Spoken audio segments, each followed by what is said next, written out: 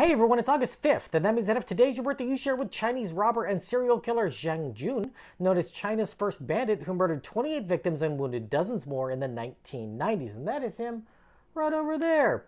Zheng was born the seventh and youngest child into a poor family in rural China in 1966. He grew up in Hunan, which is a region in south-central China best known among Americans as the area where many of our favorite spicy Chinese dishes originate.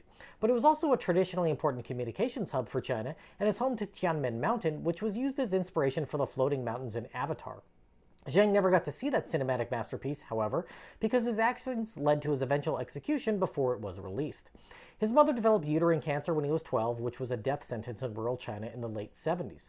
Now motherless, he dropped out of high school as a senior and turned to a life of crime. He began robbing people on the street, and in 1983, one victim saw him and jumped into a freezing cold river in the middle of winter to avoid being robbed. Zheng just walked down to the river, pulled the man out, beat him, and stole his clothes. He was arrested and sent to a juvenile detention center, but all efforts to set him straight were for naught. After his release, he married a woman in 1989 and in order to support his new bride, decided to rob a cigarette wholesaler with a gun. This was his first armed robbery, and he was caught and sent to prison after wounding the shopkeeper. While behind bars, he learned to change his ways, but not how society would have liked. He spent 2 years asking older criminals for tips on how to not get caught and vowed to put this knowledge to use when he was released. In 1993, Zhang and a fellow ex-con robbed a store, shooting one of the women who ran it in the process. His accomplice had been hit in the foot by a stray bullet, and fearing he would be slowed down in his escape, he beat the man to death with a hammer and fled. He now viewed murder as a means of avoiding capture and embarked on a 7-year crime spree that saw him rob dozens of stores and individuals, shooting anyone that stood in his way. Zheng traveled across central China, taking mistresses when he could, adopting them into what would become a full-fledged gang of robbers.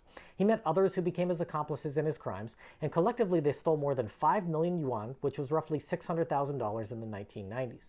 At its peak, the gang totaled 17 members, and Zheng trained them personally with the techniques he expected them to use, teaching them getaway driving, hand-to-hand combat, how to use firearms, and general physical fitness.